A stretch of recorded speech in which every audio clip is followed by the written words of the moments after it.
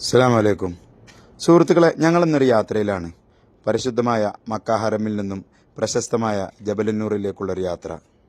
അതിന് Mecca ബസിൻ്റെ ticket കൗണ്ടറിൽ നിന്നും 4 റിയാലിൻ്റെ ടിക്കറ്റുമെടുത്ത് ഞങ്ങൾ ബസ്സിൽ യാത്ര തുടർന്നു. 20 മിനിറ്റിന് ശേഷം പ്രശസ്തമായ ജബലന്നൂറിലെത്തി. ചെറിയൊരു എൻട്രൻസ് പാർക്കിന് ശേഷം പ്രശസ്തമായ ജബലന്നൂർ കയറാൻ തുടങ്ങി. ഏകദേശം 640 മീറ്റർ ഉയരമുണ്ട് ജബലന്നൂർ പർവ്വതത്തിന്.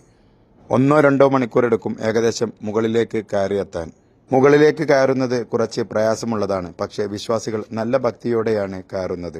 ഇവിടെ കയറുമ്പോൾ ഭക്തർക്ക് ആത്മാനുഭൂതിയും സന്തോഷവും ലഭിക്കുന്നു. നബി സല്ലല്ലാഹു അലൈഹി വസല്ലമ ജബലന്നൂറിൽ തഫക്കുർ ചെയ്തതായി ചരിത്രം പറയുന്നു. നബി സല്ലല്ലാഹു അലൈഹി വസല്ലമ തങ്ങൾക്ക് ആദ്യ വഹിയ്യ് കിട്ടിയത് ജബലന്നൂറിൽ വെച്ചാണ്.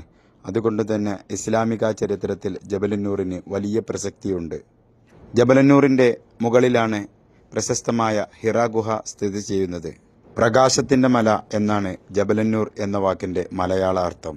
വഹിയ്യ് അഥവാ ദിവ്യ വെളിച്ചം കിട്ടിയതുകൊണ്ടാണ് അറബിയിൽ ജബലന്നൂർ എന്ന പേര് വന്നത്. പരിശുദ്ധമായ മക്ക ഹറമിൽ നിന്നും 5 കിലോമീറ്ററിന് താഴെയുള്ളൂ പ്രസക്തമായ ജബലന്നൂറിലേക്ക്.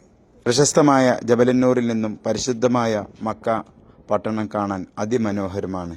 ജബലന്നൂർ മല കയറുന്നതിൻ്റെ ഇടയിൽ വിശ്രമിക്കാനും വെള്ളം കുടിക്കാനും വിശ്രമസ്ഥലം ഒരുക്കിയിരിക്കുന്നു.